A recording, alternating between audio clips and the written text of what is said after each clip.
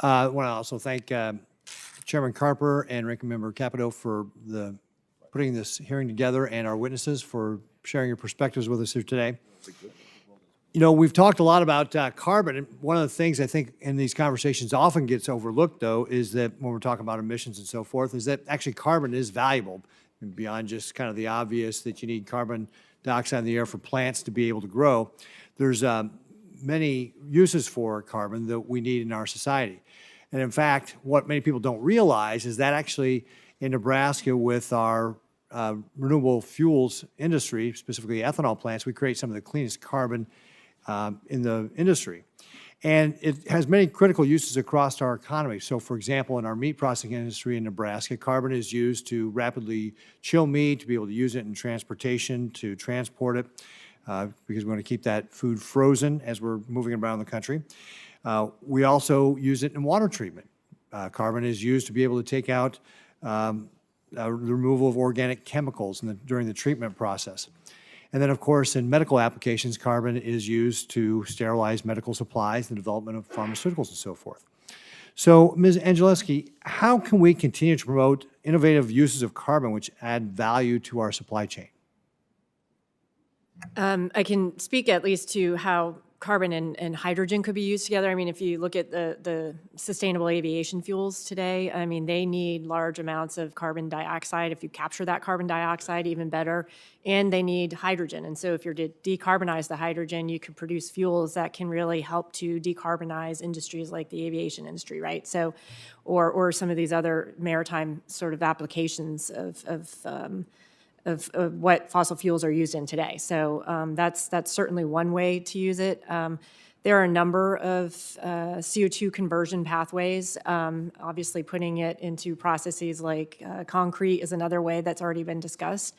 But I think the innovation needs to continue, and clearly companies like Sublime and others that are trying to find innovative ways to decarbonize, but also funding provided by DOE to fund CO2 innovation and uses is really critical to continuing to find markets for the product. Well, you mentioned hydrogen, so let's talk about that for just a moment. Nebraska has a long history of being an innovator when it comes to the agricultural industry.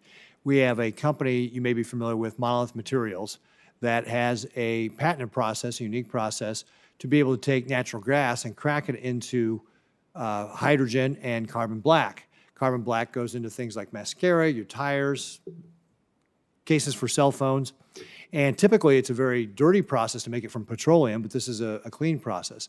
And of course, then we can have that carbon black to be able to make these other products we just talked about that we need in everyday life. But also, you get hydrogen out of that. And one of the uses for that is to be able to make clean anhydrous ammonia that then goes back into agriculture.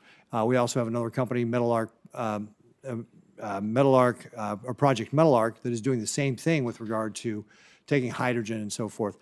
Can you talk a little bit about how hydrogen can make agriculture and other industries more efficient, cleaner, promote economic development? What are some of the other things we can do as we have some of these opportunities to be able to use hydrogen in conjunction with carbon?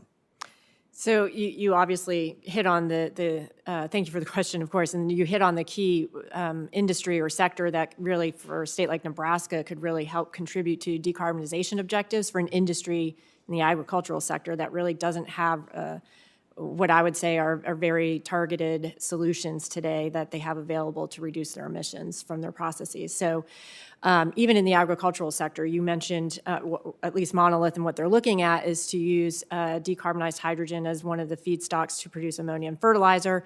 And when you apply that, you could have agricultural products that are now decarbonized.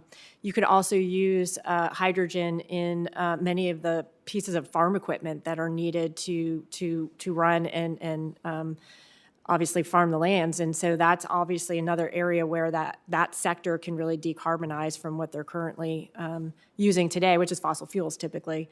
Water irrigation systems need power. You can use hydrogen to power those. So there's a lot of opportunity, I think, for hydrogen to really help in the agricultural sector and decarbonize those emissions. So have you seen some of these applications for hydrogen being used in some of the hydrogen hub projects that people are talking about? There are at least 2 hydrogen hubs that are looking at fertilizer uses and using the decarbonized hydrogen that would be produced in that hub as the feedstock to produce ammonia and fertilizer. So yes, that's definitely, even I think Arch 2 is looking at that as, or if it's not Arch, it might be the Midwest one, I believe. So existing use cases are really for hydrogen are really what I consider to be the low-hanging fruit for adopting decarbonized hydrogen in those sectors. So it could really go a long way to helping create and stimulate the demand that clean hydrogen really needs to grow an industry in this country.